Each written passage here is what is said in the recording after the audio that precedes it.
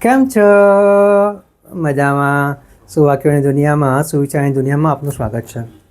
મારા મિત્રો એવું કહેવાય છે કે જ્યારે કોઈ વ્યક્તિને કામ સોંપવામાં આવે તો તે વ્યક્તિની સૌથી મોટી પ્રાથમિકતા તેને જે કામ સોંપવામાં આવ્યું છે તે કામ તેની સમય મર્યાદામાં પૂરું કરે તે જ હોવું જોઈએ. ચોકસાઈથી કામ કરવામાં જો સમય નીકળી જાય તો આવી ચોકસાઈનો કોઈ મતલબ રહેતો નથી. આવી જ કોઈ વાતને સુવિચાર તરીકે શ્રી કાર્લ સાહેબે ખૂબ જ સરસ રીતે લખ્યો છે. આજનો જે સુવિચાર છે તેનો વિષય છે પ્રાવીણ્ય, પ્રોફિશિયન્સી. શ્રી કાર્લ સાહેબે લખ્યું છે કે જીવનમાં પૂર્ણતા કરતાં સંપૂર્ણતા વધારે મહત્વ ધરાવે છે. મારા મિત્રો, વાત થોડી ઊંડી છે, થોડી સહેલી પણ છે અને એનાથી પણ વધારે મહત્વની છે.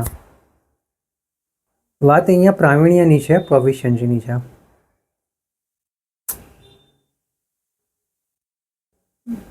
કોઈ પણ કામ જે હાથમાં લીધું હોય તે કામને સમય મર્યાદામાં પૂરું કરવામાં આવે તો જ તે કામની વેલ્યુ થાય છે. પણ એનો મતલબ એવો નથી થતો કે સમય મર્યાદામાં કામ પૂરું કરવા માટે કામમાં વેઠ ઉતારવી. જે કામ મળ્યું છે તેમાં કૌશલ દાખવીને કામને શ્રેષ્ઠમાં શ્રેષ્ઠ રીતે, બેસ્ટમાં બેસ્ટ, એક્સિલન્ટ રીતે કરવું ખૂબ જ જરૂરી છે.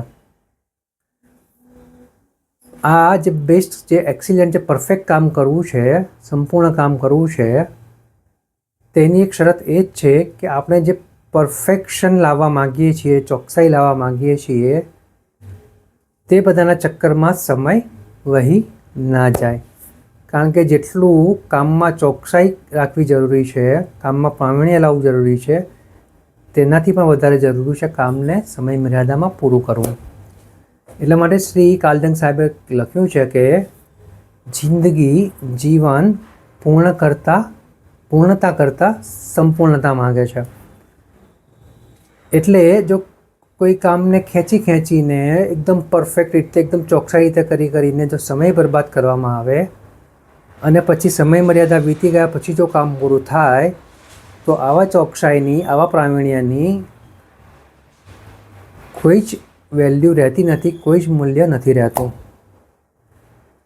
અને આનાથી ઉલટું, જો તમે કામ સમય મર્યાદા પૂરું કરવામાં જ કામ પૂરું કરવા માગતા હો ને એમાં વેઠ ઉતારો તો તે કામનું પણ કોઈક મૂલ્ય રહેતું નથી.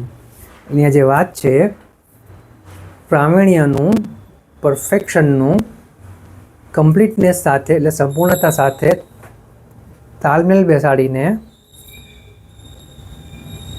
જોડાઈને કામ કરવા ઉપર ભાર આપવામાં આવ્યો છે.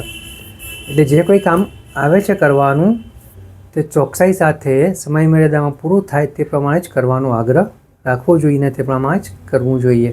તો જ પ્રાવીણ્યનો સાચો અર્થ આપણે સમજી શકીએ અને આપણા જીવનને ઓર વધારે સારું બનાવી શકીએ. Thank you.